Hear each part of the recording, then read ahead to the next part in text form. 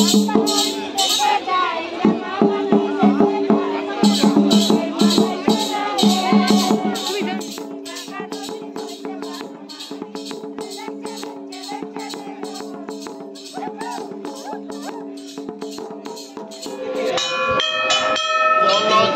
আনন্দে মজাইতে মন বিশ্বকবি ঠাকুরের রবির শান্তি নিকেতন।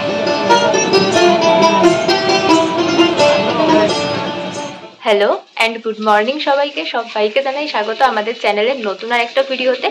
আজকে মার্চের 5 তারিখ, 2 রাত 3 দিনের জন্য আমরা বেরিয়ে পড়ছি রবি ঠাকুরের দেশ শান্তিনিকেতন। হাওড়া স্টেশনের 12 নম্বর প্ল্যাটফর্মে আমাদের ট্রেন 12337 শান্তিনিকেতন এক্সপ্রেস দিয়ে দিয়েছে। এই ট্রেনটি হাওড়ার থেকে সপ্তাহের প্রত্যেক দিনই বোলপুর শান্তিনিকেতন যায়। এই ট্রেনের প্রথম স্টপেজ বর্ধমান জাংশন, তারপরে গুসকরা এবং থার্ড স্টপেজ বোলপুর শান্তিনিকেতন। আমরা কেটেছিলাম সেকেন্ড সিটিং এর টিকিট। এই হচ্ছে তার সিটিং অ্যারেঞ্জমেন্ট। প্রত্যেক কটাই কিন্তু চেয়ার কার। প্রত্যেক কটা সিটের সামনে এইরকম একটা করে খাবার দাবার রাখার ট্রে রয়েছে। ট্রেটা হার্ডি ছিল এবং ট্রেনটা কিন্তু খুবই পরিষ্কার।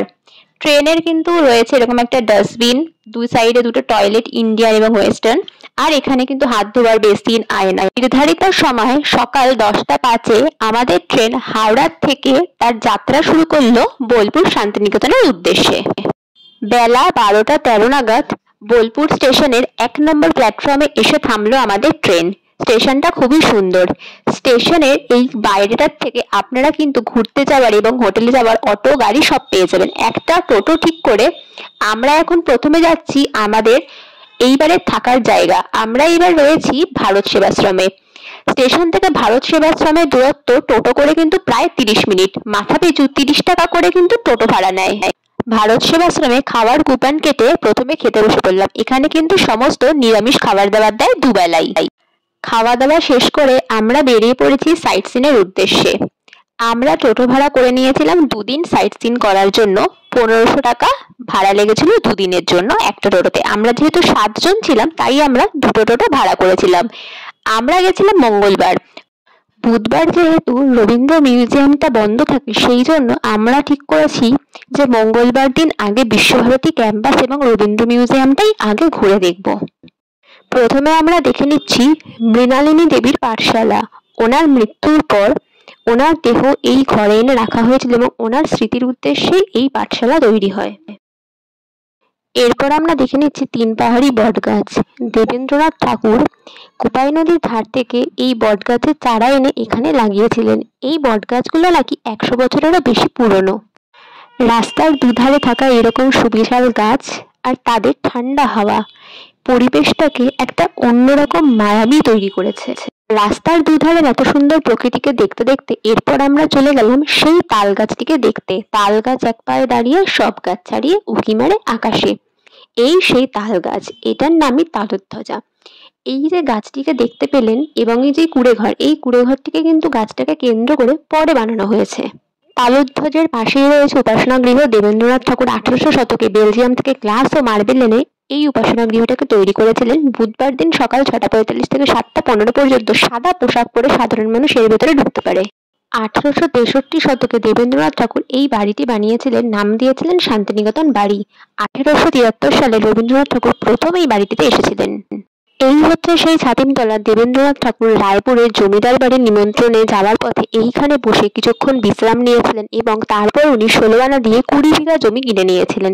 তারপর থেকেই এই ছাতিমতলা আরো প্রসিদ্ধ লাভ করে। এরপর আমরা চলে এলাম রবীন্দ্র মিউজিয়াম দেখতে, কারণ এই রবীন্দ্র মিউজিয়াম কিন্তু বুধবার আর বৃহস্পতিবার সম্পূর্ণ বন্ধ থাকে। এর প্রবেশ মূল্য কিন্তু 70 টাকা মাথা পিছু। এই রবীন্দ্র মিউজিয়ামের ভেতরে রবীন্দ্রনাথ ঠাকুরের ব্যবহৃত বিভিন্ন জিনিস রাখা রয়েছে। আর এই মিউজিয়ামের পেছনটা আপনারা কিন্তু অবশ্যই আসবেন। এই জায়গাটা কিন্তু ভীষণ সুন্দর। যারা ফটো তুলতে ভালোবাসেন তাদের কিন্তু এই জায়গাটা ভীষণ ভালো লাগবে। আমরা বেশ কিছুক্ষণ এইখানে ছিলাম, অনেক ফটো তুলেছি এবং প্রাণ ভরে নিঃশ্বাস নিয়েছি। এখানে বিশাল বিশাল গাছগুলো অসাধারণ একটা পরিবেশ তৈরি করেছিল। এখানেও একটা ছোট্ট মিউজিয়াম ছিল, আপনারা চাইলে এই মিউজিয়ামটিও ঘুরে দেখতে পারেন। এই দেখুন, রবীন্দ্রনাথ ঠাকুরের ব্যবহৃত একটি গাড়িও রাখা আছে। এই স্কাল্পচারটি তৈরি করেছিলেন রামকিঙ্কর বেজ, যার নাম কলের বাসী। এটি অমর্ত্য সেনের বাড়ি, নাম প্রতিটি। বিশ্বভারতী ক্যাম্পাস পুরোটা ঘুরে রবীন্দ্র মিউজিয়াম দেখে এখন আমরা যাচ্ছি সোনাঝুরি হাটের উদ্দেশ্যে। দেখতে দেখতে চলেই এলাম সোনাঝুরি হাটে। মঙ্গলবার বলে নাকি এই হাটে দোকানপাট একটুখানি কম বসেছে, কিন্তু যা বসেছে তাও কিন্তু মন্দ নয়। এই হাটের মধ্যে যত ঢুকছি তত দোকানপাট এবং তার সাথে কিন্তু লোকের ভিড় চোখে পড়ছে। মার্কেটের চারিদিকে বিভিন্ন রকমের শাড়ি, গয়না, ঘর সাজানোর জিনিস, পাঞ্জাবি, কি না ছিল না, খাবার দাবারেরও কিছু জিনিস ছিল। সোনাঝুরি হাটে বেশ অনেকক্ষণ সময় কাটিয়ে এবং টুকটাক কিছু জিনিসপত্র কিনে এবার আমরা ফিরে যাচ্ছি আমাদের থাকার আশ্রয় ভারত সেবাশ্রমে। রাস্তাটা দেখছেন কি ঘুটঘুটে অন্ধকার হয়ে গেছে, আর আমাদের কিন্তু থাকার জায়গা অর্থাৎ ভারত সেবাশ্রম কিন্তু বেশ অনেকটাই দূরে এই সোনাঝুরি হাটের থেকে। খেতে বেরিয়ে দেখলাম আমাদের যে ভারত সেবাশ্রমটাকে কি সুন্দর লাগছে, কোনো লাক্সারিয়াস হোটেলের থেকে কিন্তু কোনো অংশে কম নাই। যাই হোক, এখানে কিন্তু খাবারের যে মূল্য, দিনের বেলাও খাবার পাবেন, রাত্রিবেলাও খাবার পাবেন, তার জন্য আগে থেকে কুপন কাটতে হবে, যার দাম 60 টাকা। সবাইকে আজকে আমাদের শান্তিনিকেতনের দ্বিতীয় দিন। এখন 9:30 বাজে সকাল। এখন আমরা বেরিয়ে পড়ছি, আর আমরা তো আছি ভারত সেবাশ্রমে। দারুণ জায়গাটা, প্রচন্ড রোদ, খুব সুন্দর, সামনে একটা এত সুন্দর মাঠ রয়েছে, দারুণ। তো আমরা রেডি হয়ে গেছি, আমরা বেরোবো কিছুক্ষণের মধ্যেই, আমাদের টোটো দাদারা আসবে। আজকে তো অনেকগুলো জায়গা দেখবো, সারাদিনের আজকে আমাদের ঘোরা রয়েছে। তো চলুন দেখা যাক আজকে আমরা কী কী জায়গা ঘুরছি, সেটা ভিডিওতে আপনাদের সাথে শেয়ার করব। দ্বিতীয় দিনে ঘোরার শুরুটা করলাম আমরা কঙ্কালীতলা মায়ের মন্দিরে এসে মাকে পুজো দিয়ে। এই যে দুধারের দোকানগুলো, সেইখান থেকে আপনারা আপনাদের পছন্দ মতো ডালা কিনেন, মাকে নিজের হাতে পুজো দিতে পারবেন। কঙ্কালীতলা 51টি সতীপীঠের শেষ সতীপীঠ হিসাবে বিবেচনা করা হয়। এইখানে মায়ের কাখাল পড়েছিল, এটাই এখানকার মান্যতা। খুব সুন্দরভাবে মায়ের কাছে আমরা পুজো দিতে পেরেছিলাম এবং মায়ের দর্শনও পেয়েছিলাম মন ভরে। এই যে এটা কিন্তু এখানে বলি দেওয়া হয় সেই স্থান। এখানে একটা বিশাল বট গাছ রয়েছে, যেইখানে কিন্তু অনেক ঝিল বেঁধে মানুষ কিন্তু মানসিক করে থাকে। এখন আমরা যাচ্ছি এইখানে যে জীবিত কুণ্ড রয়েছে সেই দিকে। সেই জীবিত কুণ্ড যেখানে মানা হয় এখনও ঈশান কোণে মায়ের কাখাল রয়েছে, সেই জন্য এই কুণ্ডের জল হাতে পায়ে দিতে বারণ করে। পুজো দিয়ে টিফিন করে আমরা আদিবাসী গ্রামটা ঘুরে নিয়েছিলাম, যেখানে কিনা ইষ্টি কুটুম সিরিয়ালের শুটিং হয়েছিল, এবং তারপর চলে গেছিলাম কোপাই নদী দেখতে। এই যে গরমকালে কোপাই নদী কিন্তু প্রায় শুকিয়ে গেছে, তাও আমরা ওই আর কি চোখের দেখা দেখে নিলাম। দেখছেন কোপাই নদীর কি অবস্থা। এই কারণেই হয়তো রবি ঠাকুর লিখে গিয়েছিলেন, আমাদের ছোট নদী চলে একে বাঁকে, বৈশাখ মাসে তার হাঁটু জল। দুধারের প্রকৃতি দেখতে দেখতে এখন আমরা চলে এসেছি সৃজনী শিল্পগ্রাম দেখতে। এই যে সৃজনী শিল্পগ্রামে এন্ট্রি ফি হচ্ছে মাথা পিছু 20 টাকা করে। এই সৃজনী শিল্পগ্রামে ঘুরতে আসলে আপনারা কিন্তু হাতে বেশ খানিকক্ষণ সময় নিয়ে আসবেন, এবং আমার মতে আপনারা যদি পারেন এখানে একটু বিকেল বিকেল করে আসবেন, তাহলে জায়গাটা ঘুরতে খুব ভালো লাগবে। আমরা যেহেতু দিনের বেলা প্রচণ্ড রোদে ঘুরেছিলাম, তাই আমাদের মনে হচ্ছিল যে কতক্ষণ আমরা তাড়াতাড়ি এই জায়গাটাকে শেষ করে বেরোবো, কিন্তু আপনারা যদি বিকেলে আসেন এই জায়গাটাকে কিন্তু খুব ভালোভাবে উপভোগ করতে পারবেন না, কিন্তু কারণ এই জায়গাটার আনাচে কানাচে ছড়িয়ে রয়েছে বিভিন্ন সুন্দর জিনিস। আর সবথেকে এটার মেন অ্যাট্রাকশন হচ্ছে বিভিন্ন রাজ্যের যে কালচারটাকে ফুটিয়ে তোলা হয়েছে। এই যে এক একটা বাড়ি তৈরি করা হয়েছে, তার ভেতরেও কিন্তু বিভিন্ন জিনিস রয়েছে, সেই যে রাজ্যের মেন যে অ্যাট্রাকশনগুলোকে তুলে ধরা হয়েছে। বাড়ির প্রত্যেক কটা গায়ে তার যে আলপনা থেকে শুরু করে তার স্ট্রাকচার, প্রচুর কিছু কিন্তু খুব সুন্দরভাবে এখানে তুলে ধরা হয়েছে। এই জিনিসগুলো কিন্তু আপনাদের দেখতে সময় লাগবে, সেই কারণেই বলা হাতে কিন্তু প্রত্যেকে সময় নিয়ে আসবেন। প্রথমেই আপনারা দেখতে পাবেন পশ্চিমবঙ্গ, তারপর দেখতে পাবেন বিহার, ঝাড়খণ্ড, তারপর আপনারা দেখতে পাবেন আসাম, এবং আসামের কিন্তু এক্সটিঙ্গো গন্ডার সেটাও কিন্তু এখানে রয়েছে। এরপর আপনারা যত এগিয়ে যাবেন তত দেখতে পাবেন মণিপুর, ত্রিপুরা। প্রত্যেক কটা রাজ্যের আমাদের যে সাংস্কৃতিক বৈচিত্র্য রয়েছে সেগুলো কিন্তু এই বাড়িঘরগুলোর মধ্যে কিন্তু ফুটিয়ে তোলা হয়েছে। এই যেমন সামনে রয়েছে আন্দামান, আন্দামানের এইটা হচ্ছে বাড়ি, সেটা দেখে যে কেউই বুঝতে পারবে এই বাড়িটা কি সুন্দর, তাই না? সৃজনী শিল্পগ্রাম দেখে এখন আমরা চলে এসেছি প্রায় 300 বছরের পুরনো সুরুত রাজবাড়িতে। সত্যি বোলপুরের মতো একটা জায়গাতে 300 বছরের পুরনো একটা যে রাজবাড়ি আছে সেটা জানতামই না। এই যে রাজবাড়িটিতে কিন্তু দুর্গাপুজো হয় এবং সেটা কিন্তু খুবই বিখ্যাত। এই রাজবাড়িতে কিন্তু বহু সিনেমার শুটিং হয়েছে এবং এই রাজবাড়িতে কিন্তু বিবেকানন্দ, নেতাজি, রানী রাসমণি এসেছিলেন কোনো না কোনো সময়ে। সকাল থেকে এতগুলো জায়গা ঘোরার পর প্রচণ্ড খিদে পেয়ে গেছিল, তাই টোটো দাদারা আমাদেরকে লাঞ্চ করানোর জন্য নিয়ে এসেছিলেন 2 কর্না হেসেলে। আমরা নিয়ে নিয়েছিলাম একটা করে ভেজ থালি, যার দাম পড়েছিল 160 টাকা। খাওয়া দাওয়া শেষ করে এখন আমরা চলে এসেছি আমার কুঠিরে। এইখানে রবি ঠাকুরের যে মূর্তিটা দারুণ লাগছে। শান্তিনিকেতনে এসে এইভাবে রবি ঠাকুরের মূর্তি এই প্রথম আমি দেখলাম। পরন্ত সূর্যকে সাক্ষী রেখে এখন আমরা চলে এসেছি 34 ফুটের বুদ্ধ মূর্তিটিকে দেখতে। এই পরিবেশটা অন্যরকমই লাগছিল। সাদা এই বুদ্ধদেবের মূর্তির ওপর পরন্ত সূর্যের যে আলোটা পড়ছিল, সত্যি একটা অন্যরকম মায়াবী পরিবেশ তৈরি করেছে, তাই না? এই 34 ফুটের বুদ্ধ মূর্তিটি দেখে আমরা চলে এসেছি প্রকৃতি ভবনে। আমরা একটু লেট করে ফেলেছিলাম, কারণ তখন বেলা 5:30 হয়ে গেছিলো, আর এই মিউজিয়ামটি 5টা নাগাদ বন্ধ হয়ে যায়। তাই আমরা বাইরের থেকেই মিউজিয়ামটিকে দেখে নিলাম।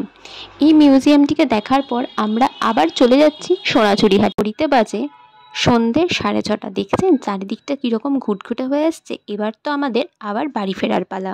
গুড মর্নিং সবাইকে। আজকে 7ই মার্চ। এখন বাজে সকাল 7:30। সকাল সকাল উঠে পড়ে আমরা আজকে দেখে নেব আমাদের ভারত সেবাশ্রমের চারপাশটা। এই 2 দিন ধরে তো আমরা শুধু চারপাশের শান্তিনিকেতনের জায়গাগুলো ঘুরেছি। আমরা যেখানে রয়েছি সেই জায়গাটা কিন্তু ভালো করে ঘুরে দেখাই হয়নি। আজকে আপনাদেরকে চলুন এই ভারত সেবাশ্রমটা ভালো করে ঘুরে দেখাই। এই যে দেখতে পাচ্ছেন, এখানে কিন্তু মিনারেল ওয়াটারের ব্যবস্থা রয়েছে, ওয়াটার পিউরিফায়ার। কোনো অসুবিধা নেই, জল কিনে কিন্তু আপনাদের খেতে হবে না। এটা কিন্তু এখানে একটা বিশাল সুবিধা। জায়গাটা দেখছেন, চারিদিকে সবুজে সবুজ। আর এই বিল্ডিংটা কিন্তু নতুন হয়েছে এবং ভীষণ পরিষ্কার পরিচ্ছন্ন। এটা হচ্ছে ভারত সেবাশ্রমের চারপাশটা। তো চলুন নিচ থেকে একবার জায়গাটা ঘুরে আসি। এই দেখুন, এখানে যেসব ছাত্ররা থাকে সকালবেলা, তারা কিন্তু এখানে খেলতে ব্যস্ত। ভারত সেবাশ্রমের নিজস্ব গোশালা রয়েছে। সেই গরুর দুধ কিন্তু ওনারা প্রত্যেক দিন রাত্রিবেলা সবাইকে দেন এবং সেখান থেকেই ঘি তৈরি হয়, যেটা কিন্তু ওনারা দুপুরবেলা সার্ভ করে থাকেন। এই হচ্ছে সেই গোশালা। আর এখানে কিন্তু গোবর গ্যাস তৈরি হচ্ছে। সত্যি এই জিনিসগুলো সামনের থেকে দেখছি আর দেখে এত ভালো লাগছে, কারণ এইগুলো তো সামনের থেকে কোনোদিনও দেখিনি আমরা। আর এই দেখুন, এইখানে কিন্তু ওনাদের ক্ষেত রয়েছে। কত সবজি দেখছেন এখানে হয়ে আছে, আমি তো দেখে অবাক হয়ে যাচ্ছি। ভিডিওটা শেষ করার আগে আমরা যেই রুমে ছিলাম সেই রুমটা চলুন আপনাদের সাথে একবার শেয়ার করি। আমরা 7 তারিখে ছেড়ে দিয়েছি রুমটা, 5 তারিখ এসেছিলাম। যাওয়ার আগে আমি এই রুমের ভিডিওটা নিয়েছি, তাই জন্য একটু এরকম অগোছালো ছিল। এখানে কিন্তু ফ্যান, লাইট সব কিছু রয়েছে, মশার ওষুধ দেওয়া রয়েছে এবং রুমটা বেশ পরিষ্কার। একটা ডাস্টবিন, একটা বড় টেবিল, এইখানে কিন্তু একটা আয়না রয়েছে। দেখতে পাচ্ছেন কতটা পরিষ্কার পরিচ্ছন্ন। এবং এখানে যে বেডটা রয়েছে, এই বেডে 3 জন শুতে পারেন, পাশে একটা সিঙ্গেল বেড রয়েছে। আরও একটা জিনিস, এখানে কিন্তু গিজার রয়েছে, কোমোডের ব্যবস্থা রয়েছে এবং বাথরুমটাও ভীষণ পরিষ্কার আর বড়। আর আরও একটা জিনিস রয়েছে, এইখানকার বারান্দাটা, দাঁড়ান আপনাদের সাথে শেয়ার করি। এই বারান্দাটা দিয়ে কি সুন্দর সকালবেলা রোদ আসে আর সুন্দর হাওয়া। আর পেছন দিকে কিন্তু এই ক্ষেতটা রয়েছে, যেটা কিন্তু আমরা দেখলাম সকালে। আমরা যেহেতু রুমে 4 জন ছিলাম, তাই আমাদের একদিনের একটা রুমের ভাড়া পড়েছিল 850 টাকা, অর্থাৎ 2 দিনে 1700 টাকা। এই হচ্ছে ভারত সেবাশ্রমের মন্দিরটি খুব সুন্দর। এবার আমরা বেরিয়ে পড়ছি বাড়ি যাওয়ার উদ্দেশ্যে, কারণ ঘোরা তো কমপ্লিট। এবার তো বাড়ি ফিরতেই হবে। যেই রাস্তা দিয়ে আমরা শান্তিনিকেতনে ঘুরতে এসেছিলাম সেই পথ ধরেই আমরা ফিরছি বাড়ির পথে। দুপুর 1:10 আমাদের ট্রেন রয়েছে, তাই তার আগে আমরা এই যে রেস্টুরেন্টটার থেকে আমাদের দুপুরের লাঞ্চটা কমপ্লিট করে নিলাম। এই রেস্টুরেন্টের কিন্তু খাবার কিন্তু সত্যি খুব টেস্টি ছিল। আপনারা যদি আসেন এই রেস্টুরেন্টের কিন্তু খাবার ট্রাই করতে পারেন। আমার নাম জিতেন। আচ্ছা, আপনার নাম্বারটা একটু বলে দিন। আমার 7070395045। আচ্ছা ঠিক আছে, সবাই আসলে ওনার সাথে যোগাযোগ করে নেবেন।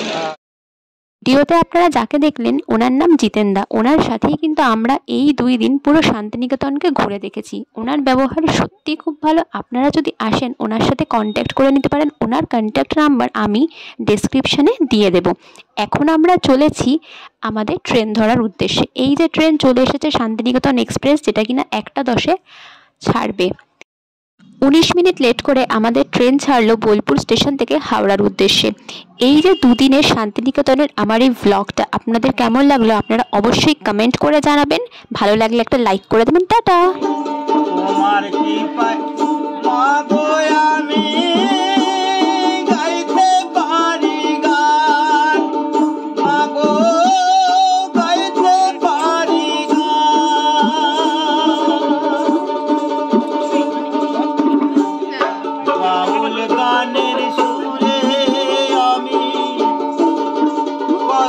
যে গাইলা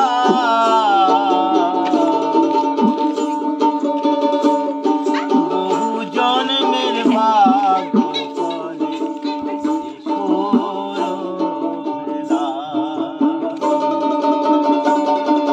বহু জন্মের ভাগ্য ফলে।